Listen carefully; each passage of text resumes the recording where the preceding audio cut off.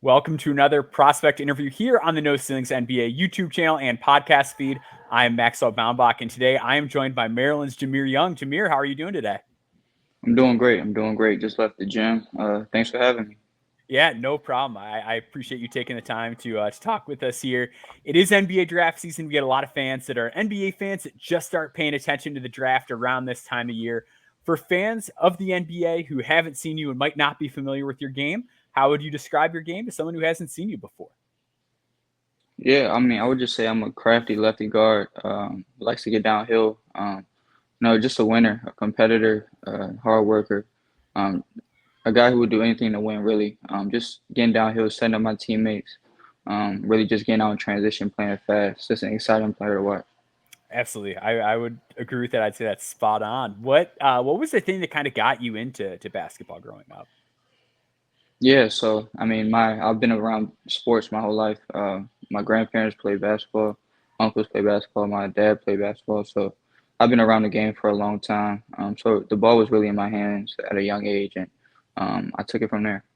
Nice, nice. When you started off your college career, you were initially at Charlotte before you got to Maryland. What Just was your high school career kind of like, and then what was your recruitment like coming out? Because I think a lot of people might be familiar with you as this all Big Ten caliber player, and maybe they don't even know that you were at Charlotte prior to that. So, what was your high school career like in subsequent recruitment before college? yeah, so I feel like I had a great high school career. Coached by two great coaches in Pat Behan and Mike Jones, who's now at ODU. So Hmm. I'm just playing with a lot of big time prospects in my high school career. During the season and in the off season during AAU. So I'm just being around talented players, just elevated my game. Not necessarily being a guy in high school. So I mean, my recruitment went well. Started at a mid major, like you said, UNC Charlotte. I feel like that was the best situation for me. And I connected with Ron Sanchez really well. Just being his first recruiting class, just trying to start off on a good note, and just being able to win freshman of the year, build great habits going into my freshman season. Um, was great for me, just that experience, and just building great habits. Hmm. Was also a reason why I started seeing success. And I spent 3 years there, and I ended up at Maryland for my last two. Just being able to go back home in front of my friends and family was awesome. So it was a great experience. Yeah, absolutely. And I think a lot of people too may not realize like just how good even when you were there, like Conference USA is, and like a lot of the Conference USA Freshman of the Year type players have gone on to play in the NBA. We're obviously hoping you're going to kind of continue down that same lineage. When you initially transferred up to Maryland, what was that like for you, and what was the pressure like? Because I think a lot of times, at least in the draft space, we sort of see this stigma against guards who come from a mid-major, where a lot of the times it's, oh, well, there's a million guards. If this guy was good, he'd already be at a mid-major. And you transferred into Maryland the season before this last one, and you were an instant impact player. You scored almost 16 points per game, 4.5 boards, 3.1 assists, scored the ball well, really competed defensively, which I think people like to see. A lot of times you see the mid-major guys, maybe they're behind the curve athletically. You were awesome on defense right away. What was that challenge like for you? And did you kind of have people pushing back on you when you decided to make that move? Yeah, for sure. I mean, it was definitely hard to leave Charlotte. Hmm. Just the type of person I am, just being, a loyal guy, and just being so connected with Ron Sanchez and his staff. So, I mean, it was a tough decision. I mean, I went through the draft process, my junior season, and I decided that I needed to make the next step. And in order for me to, elevate my game, I had to, challenge myself, and try to play at a high major. So, I mean, I always thought that I was capable. I always thought my confidence was always been there that I can play at the highest level. So for me, it was just really just quieting the doubters, and proving people wrong. So that really motivated me from the jump. Hmm. And Kevin Willard's vision for me coming into Maryland was also the same vision that I had for myself. So it was a perfect situation, Hmm. and just being able to go back home and play in front of my family. So I'm grateful for that. Yeah, absolutely. And I thought you even built on that season this past year. You really stuffed the stat sheet this season. Um, a lot of guards just aren't that type of player where they're, racking up the rebounds, the steals, even, you block a good amount of shots for a guard. Can you just talk about having that sort of all around impact on the game and how that might differentiate you from a lot of other guys? Yeah, so I mean, growing up, just I played football. I fell in love with football first, so I feel like that helps me a lot. Basketball, just getting downhill, being in transition, but also just my athleticism and just being tough, hard nosed on defense. So, um, yeah, yeah. So just starting off with basketball, I was even like a scorer or anything. I was a straight defender. So just always having that in my back pocket has always been an asset for me. And yeah, just being able to compete, just knowing that it's just me versus you. I'm just trying to stop you from scoring, really. So just being the competitor that I am. Um, Yeah, so let's actually stay on the defensive tip. Usually I go offense first, but since you brought up defense, let's talk about it. A lot of times guys that have a bigger role on offense take a big step back defensively. And a lot of times we'll see this thing too where guys are their team's leading scorer, so they'll be, really worried about staying out of foul trouble. So they'll be very passive on defense. You were a super impactful defender this year, despite being your team's leading scorer, having a high usage rate. What was that mentality like for you to keep up that energy and pace and tenacity on both ends of the floor?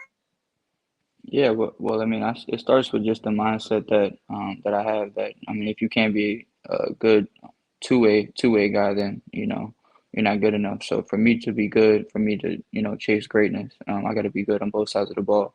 And for me, just being a 6 foot guard, just having to be annoying on defense, anything I can do to affect the game, that's something that I take pride in. Yeah, I think it definitely stands out. And with it being difficult for guards in the modern NBA now, that length and toughness matters a lot. How do you feel about guarding bigger players in situations where you do get switched onto a forward or a big? And what do you think you have there that other guys may not? Yeah, so I mean, it happens often. Just the other team just trying to get a mismatch or pick at a smaller guard, or even this past season just trying to wear me down, and have me guarding as much as possible. So I mean, I got used to it. I'm like I said, I'm a competitor, so I'm just trying to take you to take a tough shot.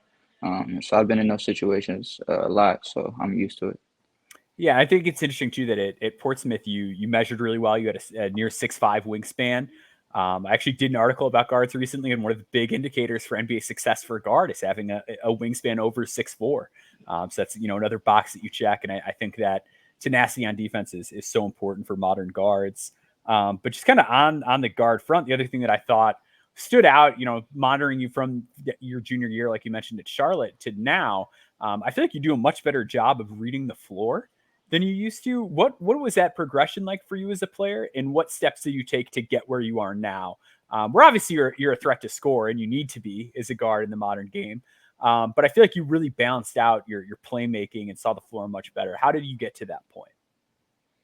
Yeah, just by reps, just by playing a lot of games, just having a lot of games under my belt, becoming a veteran guard, in college. So just watching a lot of film over the years, I'm being able to see what I'm doing right, see what I could work on, improve on. So I took a big jump, and just watching film this past off season, and it paid off. Just the game slowed down, um, slowed down for me, and I was able to just read, just trying to get my teammates involved more. I know I can score.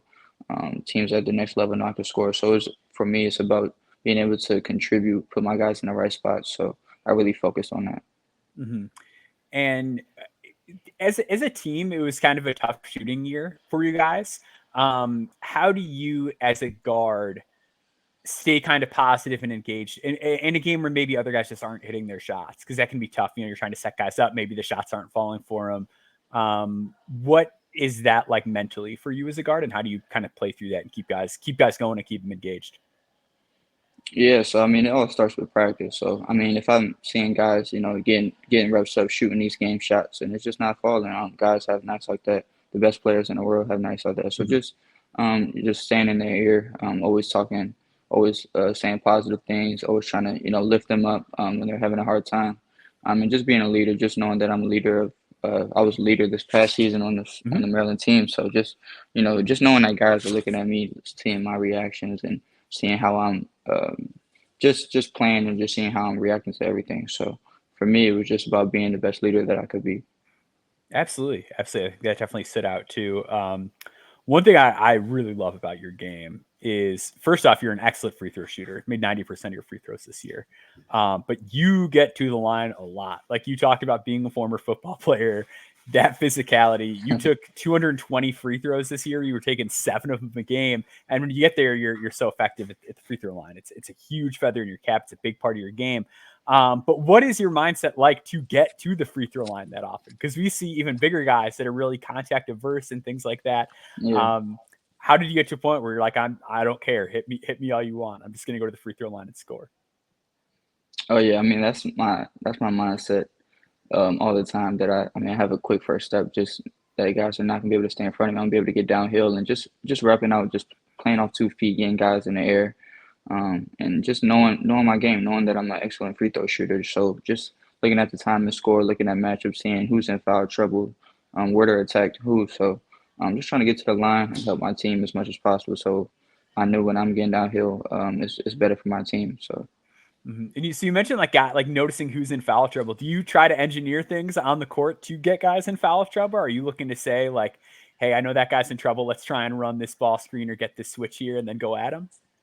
Yeah, of course, of course, of Love course. that. Love that. One other thing I kind of want to touch on with you is your shooting. Obviously, for guards, it's a must in the modern NBA. Your 3-point shot, it's solid percentage wise going into college, but obviously, the NBA further back line. How do you feel about your shot as you're heading into the draft? Obviously, I feel like I need to shoot it better. I feel like I am a better shooter than what my percentages in college was. Mhm. Just repping it out now.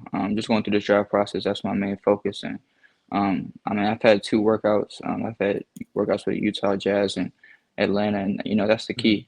Just shooting drills, just conditioning shooting drills, and playing games, just situational stuff. So for me, Mhm. just focusing on that has been my main focus through this process. And I'm a confident shooter. I'm always stepping and shoot the ball. So that's Yeah. key to get to the next level and something that I have to have and have to have a knockdown shot. So I'm Mhm. working on it as we speak, and I'm confident in it. For sure. So you were a guy who played at the Portsmouth Invitational. You had a really nice run there, especially on defense. Like you had, I think, almost like 2 steals and a block per game. I scored the ball well, took good care of the ball.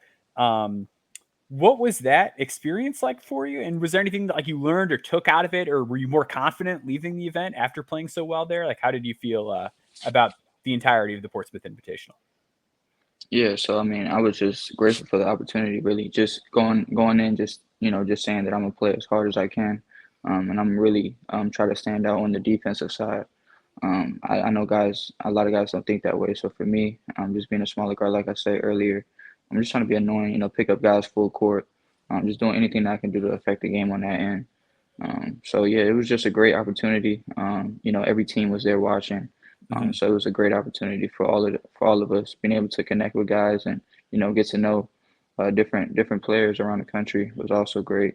So I mean, I'm just grateful for the opportunity.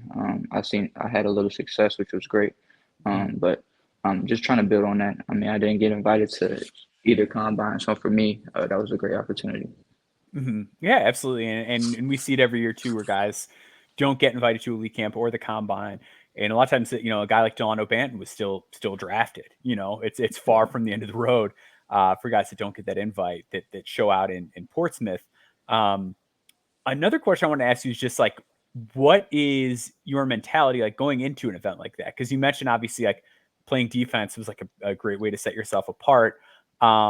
But you've got a lot of pressure. You've got 30 teams watching you, and you've got a lot of guys wanting to prove something. So how, from like a team chemistry standpoint, does that work out? Like, what are the conversations you're having with your teammates? Like, how do you Yeah. like formulate a game plan and know kind of who's going to be doing what out there? So obviously by this time, everybody knows their game. Everybody knows what they're good and bad at. So I Hmm. mean, just going in, I feel like everybody already has the mentality to not do too much because that could that could be bad for somebody. So Yeah, so yeah. just playing within yourself was my mindset. Just playing within yourself, being a point guard, just making sure I'm getting my teams involved, but also showing who I am. These teams have seen me before, so they know Mhm. all of our games. So for us, it's just about um, how we we can affect the game defensively, and just keep it simple on offense. Yeah, absolutely. I think that's a great way to look at it. I think that's what teams want. I think to your point, a lot of times when I'm watching the game as a scout, the guys that always stick out to me in a negative way are the guys that are trying to be the star of Yeah, those kind of games at that event. And it's really, they're looking for the defense and the playmaking and the things that you pointed out. How has the pre-draft process been for you? I know you mentioned you've had a couple workouts. I'm sure that there's plenty more ahead of you here. But how has it been for you, and what's kind of a day in the life like right now as you're going through this process? yeah. It's been awesome. So I'm in Los Angeles. My Mhm. first time out here, and I'm signed to Rise Management with Scott Nichols. So it's a great experience. Really just working on my game. That's the only thing I'm doing out here. Mhm. Working 2 days, making sure I'm getting plenty of recovery. Got a nutritionist, make sure I'm eating right. So just putting myself in the best position. I'm getting in the best shape of my life so I can, try to kill these workouts. Absolutely. And going into those team workouts, obviously you've had a couple so far. What types of things are they putting you through? Is it a lot of gameplay scenarios? Is it more drills? Like what does an NBA team workout look like?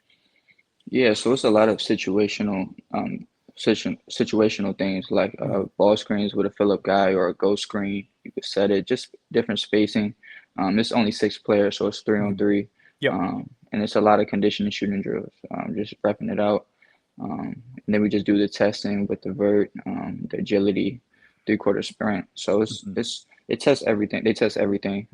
It's a great opportunity for all 6 players who go. So Mhm. I was grateful for both of those workouts, and you know that's all I have to say about that. Yeah, yeah, we're excited to kind of see what comes next for you. I know you mentioned Yeah, like for working on your sure. shooting. Are there other things that like you've really like kind of focused on in the build up to the draft, or are there things that you want to show teams that maybe you didn't get to show role wise, or things that you're saying like, hey, I've gotten a lot better at this since the end of the season? I would say definitely my three ball off the bounce and off Hmm. the catch. Okay. I had the ball in my hands most of the time at Maryland, so Yeah. just being able to catch and shoot off the catch, Hmm. something that I'm trying to definitely show uh, GMs and front office. So Hmm. other than that, just my assist to turnover ratio that could have been better. Hmm. So just playing off ball screens, making right decisions when I get downhill in the paint. Um, that's really it. For sure. Well, it's been a joy to watch you just on film over the last couple of years and see the growth that you've made as a player. You know what I mean? Like seeing a guy, score more points in the Big Ten than he did in his last year Yeah, at his school, like in Conference USA. It's been awesome to watch your development.